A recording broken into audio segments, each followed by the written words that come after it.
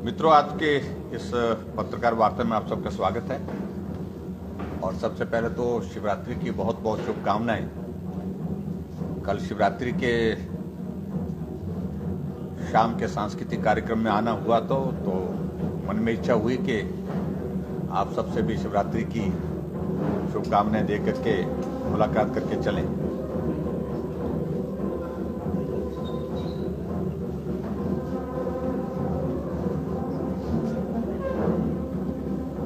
शिवरात्रि हमारा एक अंतर्राष्ट्रीय स्तर का त्योहार है जो मंडी में हम हर वर्ष मनाते हैं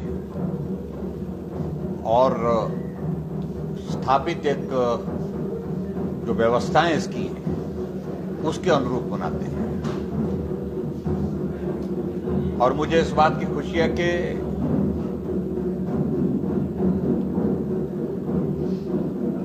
बहुत बड़ी संख्या में देवी देवताओं का आगमन होता है, देवों का आगमन होता है और उसके साथ साथ में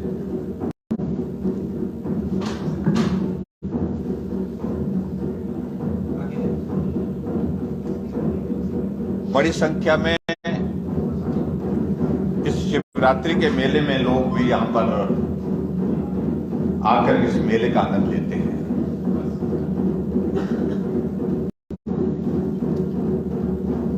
हिमाचल प्रदेश में सरकार में परिवर्तन होने के पश्चात नई सरकार के दौरान की यह पहली शिवरात्रि है।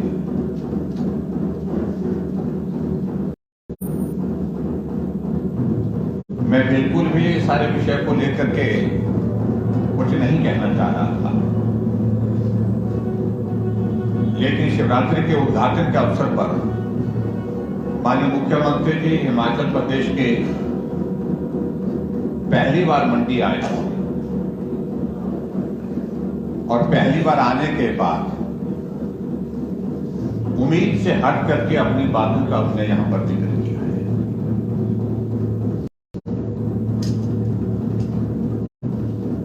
मुझे अच्छी तरह से स्मरण है कि हिमाचल के इतिहास में खासतौर से जो मंडी की शिवरात्रि का हम जब जिक्र करते हैं, कभी भी ये राजनीतिक मंच जो है वो नहीं बनाया गया,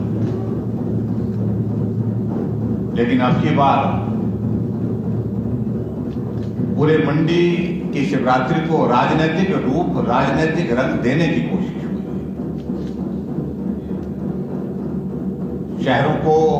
शहर को यहां सजाया जाता है। नगर निगम यहां पर वर्तमान में है। पहले नगर परिषद होती थी, उनके गेट लगते थे, देवी देवताओं के स्वागत के लिए यहां पर होर्डिंग्स लगते थे और सरकार की उपलब्धियों का जिक्र करते हुए होर्डिंग्स लगते थे। लेकिन अब की बार मंडी की शिवरात्रि में हमने इस बात को भी देखा कि बड़े स्तर पर कांग्रेस पार्टी के झंडे लगा करके इस मंडी के शिवरात्रि में राजनीतिक दृष्टि से एक तरह का, जैसा कि कांग्रेस पार्टी का ये सम्मेलन है, कांग्रेस पार्टी का कार्यक्रम है, इस प्रकार के रूप दिया। मैं समझता हूं कि वो हमारी मंडी की जो वर्षों से आ रही शिवरात्रि मनाने की जो परंपरा उससे हट करके हुआ है।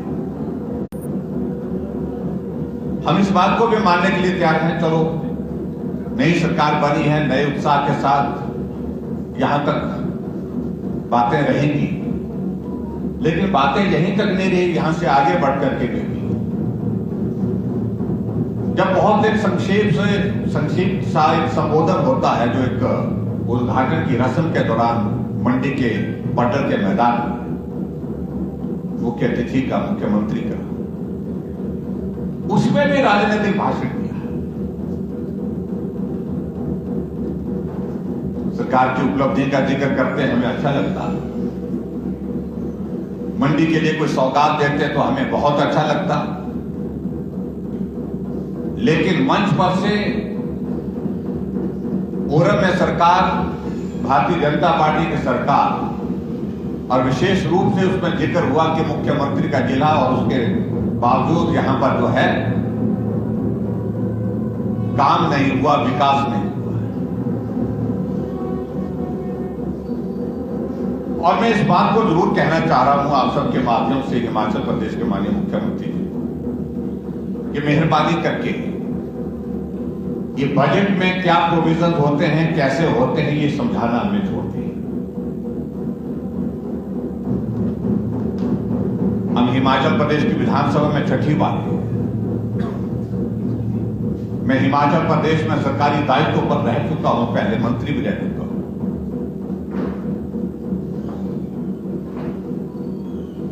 और जिन बातों का उन्हें स्पेसिफिक होकर के जिक्र किया, मैं उनके बारे में जरूर कहना चाह रहा हूं। उन्होंने कहा कि शिवधाम की यहां पर शुरुआत के बजट का प्रावधान नहीं किया गया। अगर बजट का प्रावधान नहीं किया तो टेंडर कैसे लगा,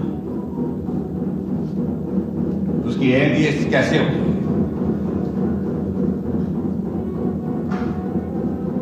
मैं उनकी जानकारी के लिए ये बताना चाह रहा हूं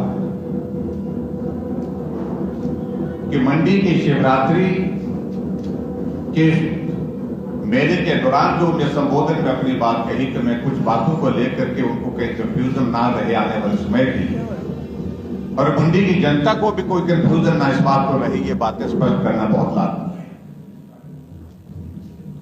शिवधाम हमारा एक ड्रीम प्रोजेक्ट है, इसमें तो नहीं।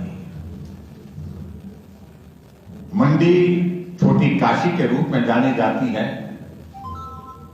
और हम सौभाग्यशाली हैं, हमारा इस मंडी छोटी काशी के साथ एक बहुत आत्मीय संबंध है। और शिवधाम की कल्पना हमने इसलिए की क्योंकि मंडी की शिवरात्रि, महाशिवरात्रि अंतर्राष्ट्रीय स्तर का मेला मंडी में ही मनाया जाता है।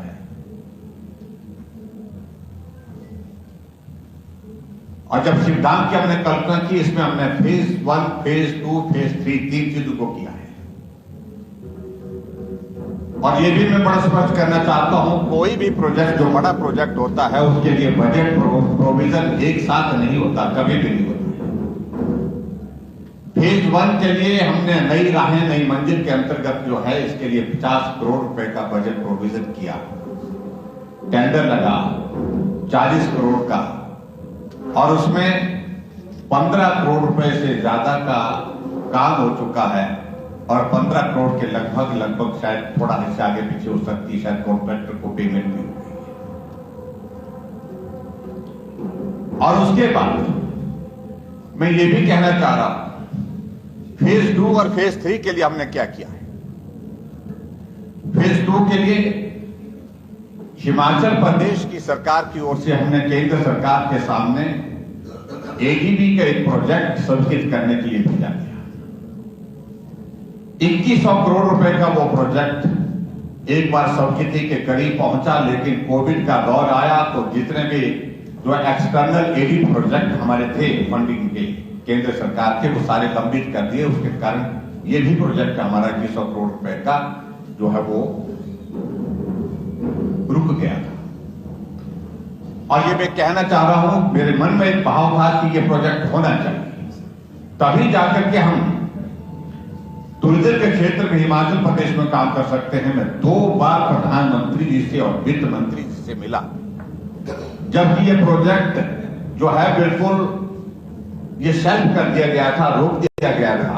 इसको रिवाइज किया और 2100 करोड़ रुपए हमने एडीबी के प्रोजेक्ट के अंतर्गत हिमाचल प्रदेश में स्वीकृत किए हैं।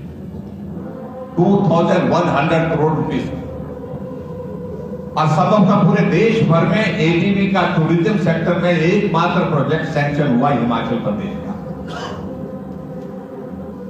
और इसलिए हुआ क्योंकि मेरे मन में ये भाव था कि अगर नई डेस्टिनेशन हमने डेवलप करनी है टूरिज्म की, उसमें संभव नहीं हो सकता जब तक के लिए ये केंद्र की मदद हमको नहीं मिल पाई।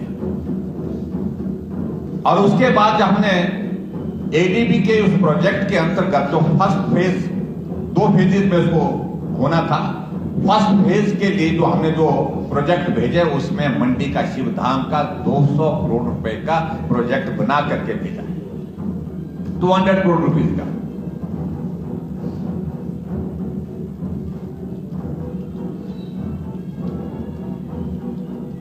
और 200 करोड़ रुपए का प्रोजेक्ट बना करके जब हमने इसको भेजा और कुल मिलाकर के इसके बाद जो अगला फेज 3 उसके लिए हमने कहा कि जो हमारा एडीबी का सेकंड फेज होगा, क्योंकि 2100 करोड़ का प्रोजेक्ट है, तो पहला फेज इसका भेजा था तो हमने लगभग 800 करोड़ का भेजा। जो 800 करोड़ का उसमें हमने ये शिवधाम भी डाला है, पम्प डैम भी डाला है, उसमें बहुत सारे प्रोजेक्ट हिमाचल प्रदेश के, लेकिन और धर्मशाला का इंटरनेशनल लेवल का एक जो हमारा एक सेंटर, जहां इंटरनेशनल लेवल की हमारी बहुत बड़ी बड़ी जो हमारी कॉन्फ्रेंसेस वगैरह हो सके, उसका प्रोविजन भी उसमें तय किया और उसके लिए जगह भी चयनित कर ली थी।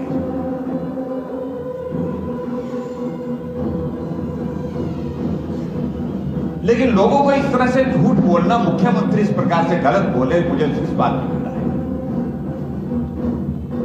सरकार में परिवर्तन हुआ और शिवधाम के प्रोजेक्ट को रोकने के लिए कह दिया गया, और शिवधाम के इस प्रोजेक्ट को रोकने के बाद जब मैंने व्यक्तिगत रूप से मुख्यमंत्री से बात की, मैंने कहा रोकना उचित नहीं है, तो जाकर के मालूम पड़ा कि जो हमने 200 करोड़ रुपए का प्रोजेक्ट शिवधाम का जो दिल्ली के लिए हमने भेजा था, वो सारे के सारे प्रोजेक्ट जो है वो बाकी 800 करोड़ के जो प्रोजेक्ट भेजे थे जिसमें शिवधाम भी साथ में था, वो सारे वापिस बुला लिए, दिल्ली से वापिस बुला लिए। और वापिस बुलाने की वजह ये बताई कि सरकार हिमाचल प्रदेश में बदल गई है, अब नए सिरे से हमारी प्राथमिकताएं उसमें होंगी और हम अपनी प्राथमिकता के आधार पर कौन कौन से प्रोजेक्ट उसमें भेजने हैं उसमें हम तय करेंगे। और जब मुझे मालूम पड़ा कि प्रोजेक्ट सारे के सारे जो हमने जो दिल्ली के लिए जो भेजे थे वो सारे वापस विड्रॉ कर लिए हमने, तो व्यक्तिगत रूप से मैंने उनसे बात की, मुख्यमंत्री से। हमने कहा कि आप अपने प्रोजेक्ट अपनी प्रायोरिटीज डालना चाहते हैं, आप डालिए,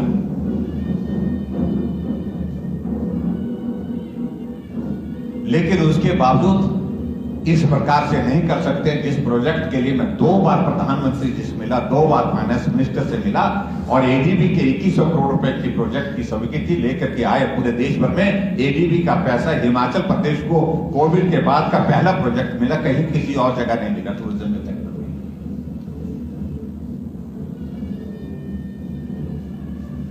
तब जाकर के मुझे मालूम पड़ा है कि जो हमारा 200 करोड़ का जो हमने जो शिवधाम फेज 2 का भेजा था, तो उसमें थोड़ी कटौती करके शायद 130 करोड़ रुपए का हमने भेजने की सहमति की। और उसमें हमने अपने नादौन का प्रोजेक्ट भी डाला, हमें कोई आपत्ति नहीं। टूरिज्म का प्रोजेक्ट नादौन में भी हो, हमें कोई आपत्ति नहीं। लेकिन मैं समझता हूं कि सारे प्रोजेक्ट जो है वो दिल्ली जो हमने भेज दिए थे उनको सबको रद्द करना, उनको नए सिरे से ये करना बहुत ज्यादा उचित नहीं है। और इसलिए मैं इसे आपके बीच में कह रहा हूं कि शिवधाम के प्रोजेक्ट के लिए फेज 1, फेज 2, फेज 3 के हिसाब से जो है एडीबी के प्रोजेक्ट में सारी व्यवस्थाएं जो हमने इसमें प्लान की है वो एक एक चीज को लेकर के स्पष्ट रूप से हमने उसका जो है वो उसका प्रपोजल और उसकी डीपीआर बनाने की प्रोसेस कंप्लीट कर दी थी। और मैं उम्मीद करता हूं कि जब अब जो उन्होंने जो 130 करोड़ रुपए का शायद हिमाचल प्रदेश से इसको भेजा है दिल्ली के लिए, जिसमें नादौन का प्रोजेक्ट उन्होंने ऐड किया है अपने विधानसभा क्षेत्र का, उसकी स्वीकृति के लिए वो ईमानदारी से प्रयत्न करेंगे, ऐसा मैं उम्मीद करता हूं।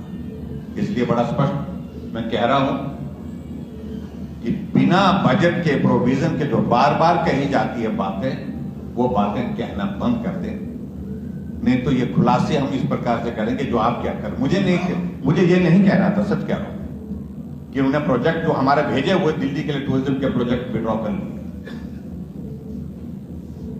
लेकिन ये इसलिए कहना पड़ रहा कि वो बार बार कह रहे हैं। और मंडी में आकर के कहा तो मुझे लगा कि मुझे आज आप सबके बीच में इस बात को कहना चाहिए। 2100 करोड़ रुपए हमने लाए और उसके बाद इस प्रकार से प्रोजेक्ट को विड्रॉ करना और प्रोजेक्ट पर रोकने के लिए आदेश करना, ये उचित नहीं। हम इस बात से सहमत हैं कि कॉन्ट्रैक्टर का कोई थोड़ा इशू उसमें आया था जिसके कारण उसने स्लो डाउन कर दिया था और मैं उम्मीद करता हूं कि अब आने वाले समय में जो है वो काम को गति मिलेगी, ऐसा मैं पूरा विश्वास करता हूं। और शिवधाम का हमारा प्रोजेक्ट फेज 1, फेज 2, फेज 3 ये तीनों फेजेस का कंप्लीट होगा, ऐसा मैं उम्मीद करता हूं।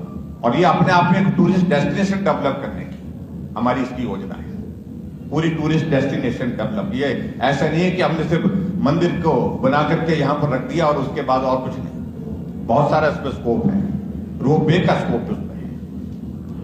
तो ये शिवधाम के सिलसिले में अपनी बात में आपके बीच में कहने के लिए इसलिए विवश हुआ क्योंकि बार बार इस बात को कहा जा रहा है, तो ये सारी चीजें स्पष्ट रहनी चाहिए। दूसरी बात उन्हें एयरपोर्ट की बात की। एयरपोर्ट के सिलसिले में मैं इतना जरूर कहना चाह रहा हूं कि बहुत वर्षों से बातें होती थी, लेकिन हमने एयरपोर्ट के मामले में जमीनी स्तर पर काम किया है, व्यवहारिक रूप से। नेशनल फाइनेंस कमीशन जब हिमाचल प्रदेश विजिट करने के लिए आया तो हमने उनके सामने पक्ष रखा कि हिमाचल प्रदेश में कनेक्टिविटी हमारा मेजर इशू है, आप इसमें मदद करिए। कुछ नहीं मांगा हमने सिर्फ 2 एयरपोर्ट, मंडी में न्यू ग्रीनफील्ड एयरपोर्ट और कांगड़ा के हमारे गगल एयरपोर्ट का एक्सपेंशन, ये 2 चीजों को लेकर के हमने कहा जो डूएबल है, जो करनी चाहिए वो करनी चाहिए। और फाइनेंस कमीशन ने 1000 करोड़ रुपए जो है मंडी ग्रीनफील्ड एयरपोर्ट के लिए जो है वो बजट में प्रोविजन किया, रिकमेंडेशन की। 400 करोड़ रुपए जो है कांगड़ा के एयरपोर्ट के एक्सपेंशन के लिए क्या रखा है। आप रिकॉर्ड में इसको निकाले फाइनेंस कमीशन की रिकमेंडेशन में, अगर आप देखेंगे तो उसमें इस बात का जिक्र है। और दूसरी बात जो कह रहे हैं कि एयरपोर्ट के लिए कोई बजट का प्रावधान नहीं किया, उनकी जानकारी के लिए मंडी ग्रीनफील्ड एयरपोर्ट के लिए हमने स्टेट की ओर से भी 1000 करोड़ रुपए का बजट का प्रोविजन रखा है, जिसको वो बार बार झुठला रहे हैं। 1000 करोड़ रुपए का।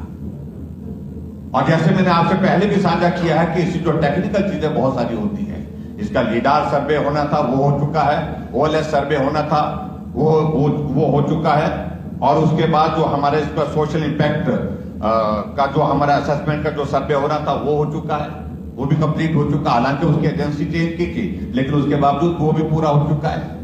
और इसके बाद नेक्स्ट प्रोसेस लैंड एक्विजिशन के प्रोसेस इसमें शुरू होगा, और उसके बाद वो रिकमेंडेशन जाएगी जो चीफ सेक्रेटरी को जाती है, उसके बाद फिर अगली जो है। और इसके लिए हमने जो स्पेशल पर्पस व्हीकल जिसको एसपीवी जिसको बोलते हैं कंपनी जो है वो बना करके हमने पूरी की है।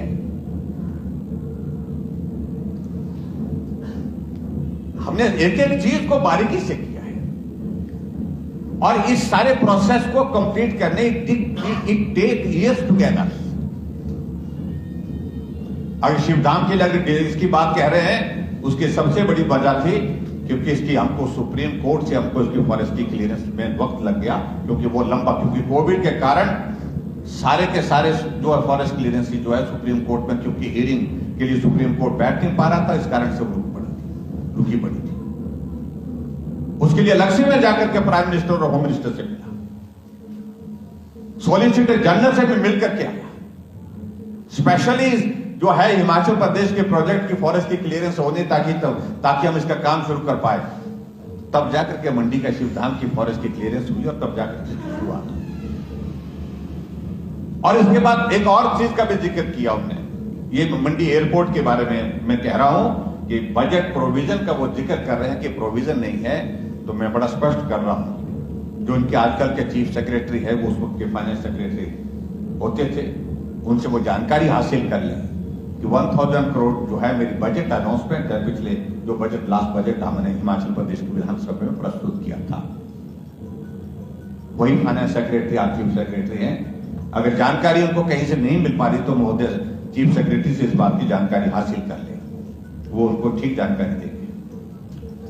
अब ये मैं उम्मीद करता हूं कि बहुत जल्दी इसकी जो हमारी इसकी डीपीआर जो है ऑलमोस्ट जो है वो फाइनल स्टेज पर है एयरपोर्ट की, क्योंकि इसमें कुछ चेंजेस हमको करनी पड़ी, और उम्मीद करता हूं कि इसको भी पूरा करेंगे, ऐसा मुझे पूरा भरोसा है। जो हमने इसको भी हम अपना ड्रीम प्रोजेक्ट के रूप में अपना मानते हैं, ये भी पूरा होना चाहिए। और इसको पूरा करेगी सरकार, ऐसा मुझे पूरा भरोसा है। इसके बाद एक और चीज का भी जिक्र किया, कॉलेज की बिल्डिंग का जिक्र किया। और कॉलेज की बिल्डिंग के सिलसिले में मुझे इतना ही कहना है,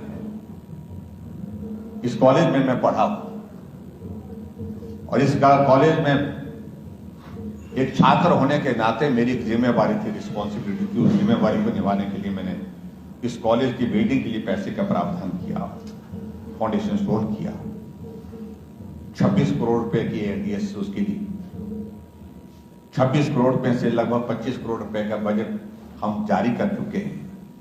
लेकिन रिवाइज्ड एस्टिमेट इसका जो है वो निश्चित रूप से वो हायर साइड में जाए, क्योंकि ये पूरा स्टील स्ट्रक्चर में अलग तरह की ये बिल्डिंग बनाने का उसको निर्णय किया था। उसका लक्ष्य ये था कि शायद इससे जल्दी हम इसको बना करके तैयार करेंगे। और अब इसका जो है वो खास तौर से इसका जो रिवाइज्ड एस्टिमेट जो उसका भेजा गया है तो उसमें थोड़ी इंक्रीज आई है। और इंक्रीज क्योंकि 3 टाइम्स के लगभग जो है स्टील के रेट में बता रहे हैं कि जो इंजीनियर से मेरी बात हुई तो उनका कहना है कि ऑलमोस्ट 3 टाइम्स इंक्रीज जो है वो स्टील के रेट में हुई है पिछले इसमें। तो इसका रिवाइज एस्टिमेट लेकिन लगभग 44 करोड़ रुपीस का बनता है। तो 44 करोड़ रुपीस की वो जो है वो बाकी रिमेनिंग पोर्शन जो उसकी स्वीकृति दे ताकि इस बिल्डिंग को कंप्लीट कर, ऐसा मैं उम्मीद करता हूं कि उसको पूरा करेंगे। और जहां खासतौर से इस बात को कहते हैं कि हम कर रहे हैं, मैं उनकी जानकारी के लिए भी बताना चाह रहा हूं। यहाँ माननीय नील शर्मा जी भी बैठे हैं, इनका विधानसभा क्षेत्र है। यहां ये देव सदन है, इसका पत्थर लगा के चले गए, ना बजट था और ना इसकी फॉरेस्ट क्लियरेंस थी। हम जाकर के इसकी फॉरेस्ट क्लियरेंस करके लाए और उसके बाद इसके काम को गति दी। 90% of the total budget 26 crore के लगभग इसका शायद मेकल में ये था। ये भी 17 करोड़ का था। ये 17 करोड़ से बढ़ करके ये 27 करोड़ 27 करोड़ रिवाइज इसका एस्टिमेशन जो है वहां तक पहुंचा और हमने 27 करोड़ रुपए दे करके इस भवन को मुकम्मल किया, इसको पूरा किया। अगर कोई काम शुरू होता है तो सरकार की जिम्मेवारी बनती है उसको पूरा करने की। अगर काम अधूरा, क्योंकि काम सरकार के साथ सारे पूरे हो जाते हैं, ऐसा कभी होता नहीं है। तब तो यही होना था कि एक सरकार ने जो काम पूरे किए हैं उनके लिए बजट का प्रावधान, अगली सरकार नए काम शुरू करेगी लेकिन पुराना काम वहीं छोड़ देगी। ये परंपरा, नई परंपरा हिमाचल प्रदेश में उन्होंने डालने की आदत डाली है। मैं उनसे कहूंगा कि गवर्नमेंट जो है कंटिन्यूटी होती है, इस बात को उनको समझना होगा। आप जब मुख्यमंत्री नहीं रहेंगे तब भी बहुत सारे प्रोजेक्ट्स हिमाचल प्रदेश में ऐसे छूट जाएंगे जो पूर्ण नहीं हुए होंगे। उनको पूरा करने की जिम्मेवारी अगली सरकार की होगी, अगले नेतृत्व की होगी। इसलिए व्यवहारिक चीज को समझने की कोशिश करें। यह भी मैं आपके बीच में बड़ा स्पष्ट कहना चाहता हूं। इस सांस्कृतिक भवन को हमने बना करके तैयार किया और उसको डेडिकेट किया।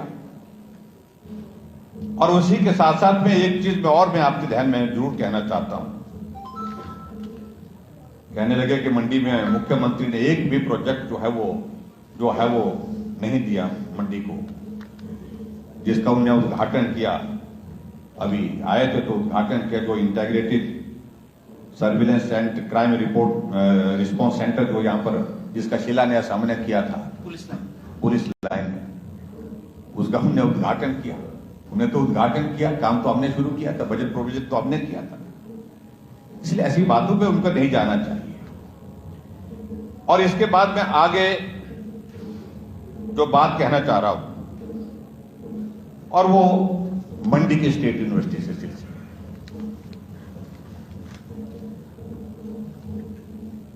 मैंने सुना कि बहुत सारे साथियों के बीच में मुख्यमंत्री ये कह रहे थे कि इसकी जरूरत ही नहीं थी।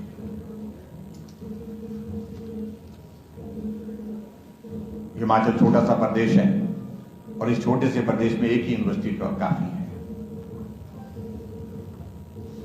उनकी सोच का ये हो सकता है। अगर उस हिसाब से हम कहें तो हिमाचल छोटा सा प्रदेश है, यहां पर डिप्टी चीफ मिनिस्टर की भी जरूरत नहीं थी। और ये तो डेवलपमेंट का काम है। और उनकी जानकारी के लिए मैं ये बताना चाहता हूं कि हिमाचल प्रदेश में मंडी की यूनिवर्सिटी के लिए के अंतर्गत जो है 5 जिलों के और 126 कॉलेजेस के अंतर्गत आते हैं, 126 कॉलेजेस के अंदर आते हैं। और एचपी यूनिवर्सिटी के बाद दूसरा सबसे बड़ा कैंपस जहां पर स्टूडेंट की स्ट्रेंथ सबसे ज्यादा है, लगभग यहां पे भी 6,500 के करीब स्टूडेंट की स्ट्रेंथ है। कंप्लीट जस्टिफिकेशन थी, सेंट्रली लोकेटेड है। और हमने ऐसे नहीं यूनिवर्सिटी की हमने घोषणा की है, बाकायदा विधानसभा के अंदर बिल ला करके उसको पारित किया है। बाकायदा विधानसभा में बिल आने के बाद इसके जो है पारित होने के बाद इसके स्टैट्यूट बनाएगी और बाकायदा विधानसभा में ये सारे करने के बाद उसकी जो है सारी जो उसकी जो पावर्स मिलनी थी वो सारी चीजों की व्यवस्था उस एक्ट के मुताबिक वहां पर की गई है। और यहां बड़ी दिलचस्प बात है, यूनिवर्सिटी को बंद करने का रास्ता निकाला जा रहा है। हिमाचल प्रदेश यूनिवर्सिटी शिमला की ओर से जो हमने इस यूनिवर्सिटी को शुरू करने के लिए हमने जो कुछ लोग डिप्यूट किए थे कि जहां भी नई यूनिवर्सिटी नया इंस्टीट्यूशन बनता है कई बार डिप्यूट करके उसको फंक्शन करने के लिए हमको व्यवस्था करनी पड़ती है। हमने 10 स्टाफ जो है एचपी यूनिवर्सिटी शिमला से यहां पर डिप्यूट किए गए थे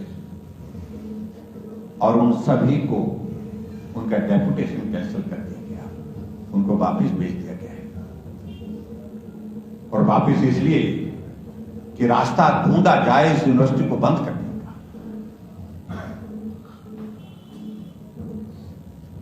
ये भी मैं कह सकता हूं कि ये दुर्भाग्यपूर्ण और बहुत दुर्भाग्यपूर्ण ऐसी सोच है जिस सोच पर मुझे लगता है कि अब बहुत ज्यादा काम कर जो आगे बढ़ने के लिए रास्ता नहीं देना चाहिए, इसको रोकने की आवश्यकता है। इसलिए हम इस बात को कह रहे हैं,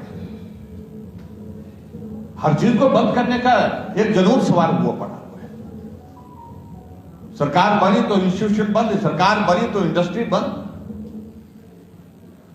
सरकार बनी तो विधायक निधि बंद, सरकार बनी और अभी हाल ही में जानकारी मिली, अभी लेटेस्ट ऑर्डर और कर दिए कि जो मुख्यमंत्री ग्राम सड़क योजना का जो पैसा जो अनस्पेंड पड़ा होता जो हमने सैंक्शन करके भेजा था वो सारा विड्रॉ कर दिया, वापिस ले दिया। एलओसी बंद 4 महीने से 5 महीने से 2 महीने तो हम समझते हैं जो कोड ऑफ कंडक्ट लगा, लेकिन उसके बावजूद बाकी जितने भी कॉन्ट्रैक्टर जो काम कर रहे हैं, जो काम किए हैं, सबका पैसा बंद। ये कैसी सरकार है? और यूनिवर्सिटी के सिलसिले में इतने में जरूर कहना चाह रहा हूं,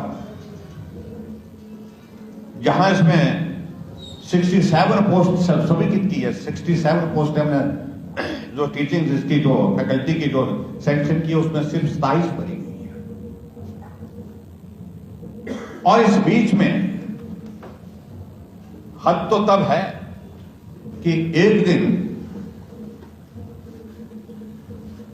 मुझे जानकारी मिली कि एक कमेटी कॉन्स्टिट्यूट करके ज्वाइंट सेक्रेटरी कमेटी ने एक आदेश कर दिया गया, ज्वाइंट सेक्रेटरी एचपी गवर्नमेंट के, उसमें क्या कर दिया उनने,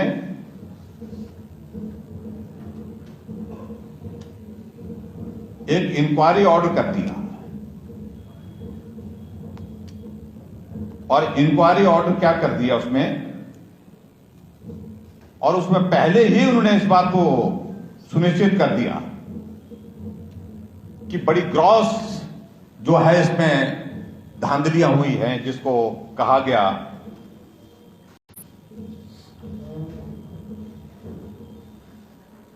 कि सारे इसमें,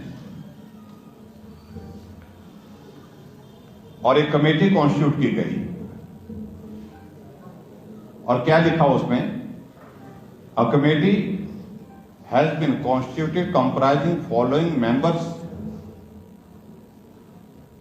to examine the matter about the gross irregularities which have been committed in the appointment of assistant professor, associate professor, professor through interview in Sardar Patel University, Mandi. Committee कर दी, 3-4 लोग उसमें कमेटी में डाले गए और जब मैंने सारे मामले को लेकर के मैंने कहा आपने कमेटी कॉन्स्टिट्यूट करने के साथ पहले ही ये तय कर दिया कि ग्रॉस इरेगुलरिटीज उसमें वहां पर हुई है, बड़ी स्तर पर धांधली हुई है।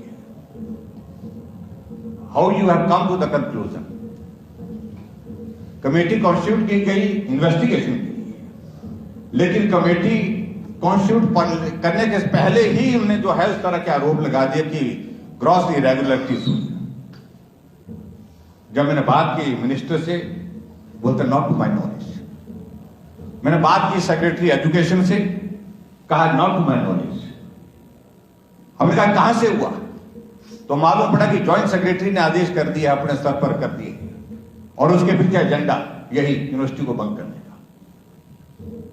और जब मैंने सख्ती तरह इस बात को लेकर के कही, मैंने कहा मुझे बोलना पड़ेगा, आज मुझे बोलना पड़ा ये सारा, तब जाकर के जो है जो ऑर्डर जो है जो इंक्वायरी के जो ऑर्डर है वो विड्रॉ की। आखिर हो क्या रहा है?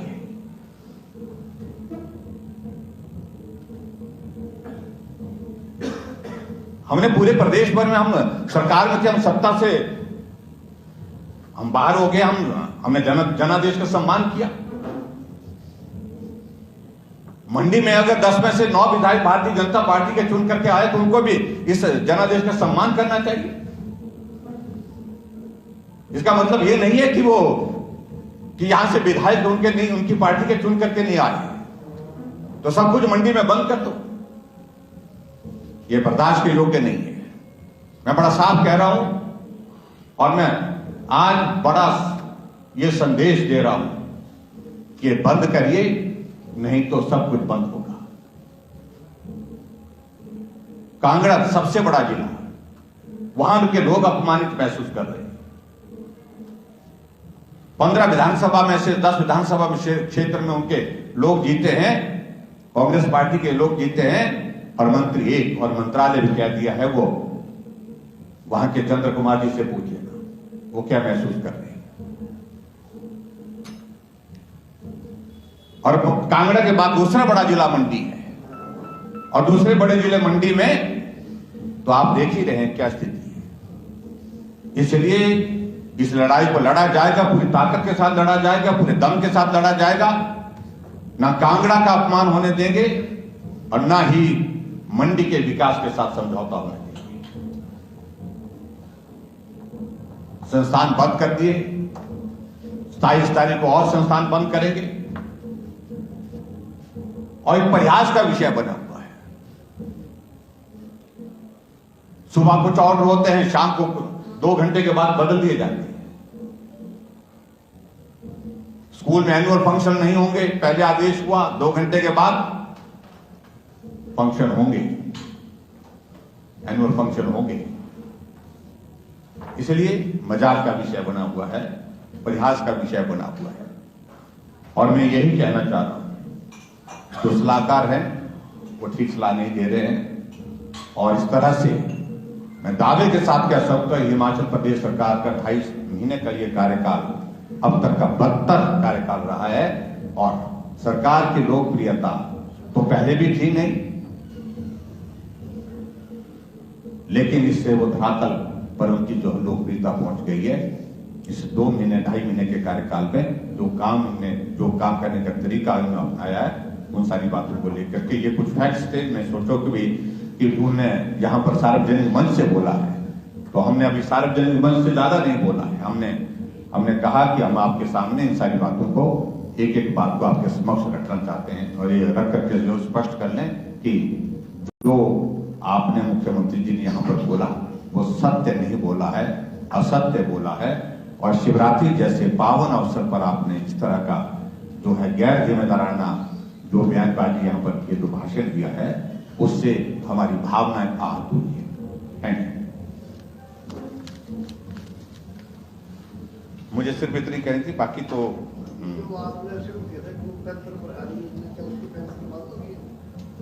मेरी जानकारी के मुताबिक उनकी भी पेंडिंग है। और आपकी जानकारी के लिए ये भी मैं बताऊं, जो हमने हिमाचल प्रदेश में जो 20,000 के लगभग 20,000 से लगभग ज्यादा है, उसमें जो सहारा योजना थी, उनको भी पिछले 3 महीने से उनके खाते में जो पैसा हर महीने का जाता था 3,000 रुपये, वो नहीं मिल पा रहा है। ग्राउंड लेवल पे, कंक्रीट लेवल पे क्या कर रहे हैं आप? ये बात तो 2 महीने से आप बोल रहे हैं कि इंस्टीट्यूट बंद कर दिए। नहीं, इंस्टीट्यूट आगे क्या कर रहे हैं आप? देखिए, आप देखो सही, आंदोलन करेंगे और सारी चीज को लेकर के सरकार को बेनकाब करेंगे। सबसे पहली बात तो यह है कि जो फैक्ट से रख रहे हैं कि बजट प्रावधान के बिना, बजट प्रावधान क्या है? चीफ मिनिस्टर की अनाउंस होती है जो ओवर एंड अबव होती है।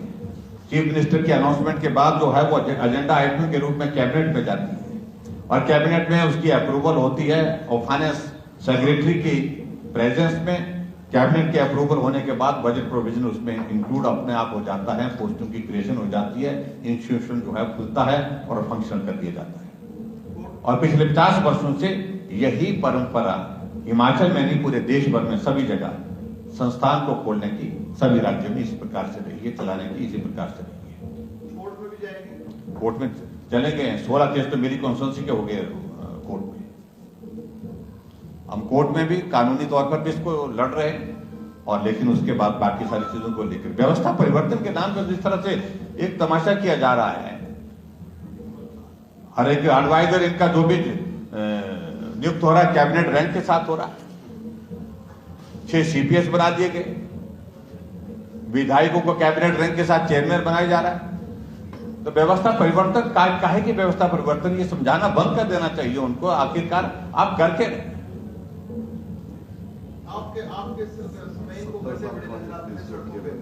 हाँ, आप जब आप थे तो इनको सड़कों पे गड्ढे नजर आते थे, सड़कें कैसी दिखती हैं आपको? देखिए, मैं इस बात को बड़ा स्पष्ट कर रहा हूं, हमने यही सोचा था कि 2 महीना 3 महीना गवर्नमेंट को सेटल होने में लगते हैं, लेकिन अभी ये तो अभी उसी में लगे हुए, पीछे की बातों पर ही लगे हुए, ये नहीं हुआ, ये नहीं किया, वो नहीं किया।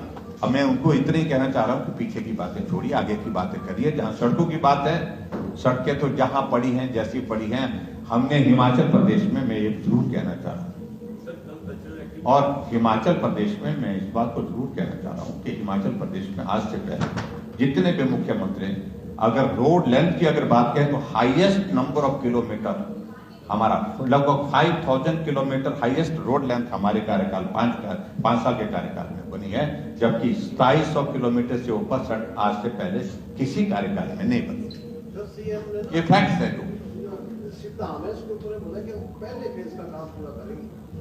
अभी उनने बोला है तो उसके बाद की आगे की लड़ाई लड़ेंगे ना। ऐसा थोड़ी कि सीएम बन गए तो ये हमेशा के लिए आगे, इसको पूरा करना। देखिए, मैं इसमें यही कह रहा हूं, शिव धाम, देखिए स्टेट बजट पर लोड डालना, हम भी इस बात से सहमत हैं कि वो जितना हम सेंटर से इसके लिए मदद दे सकते हैं वो लेनी चाहिए।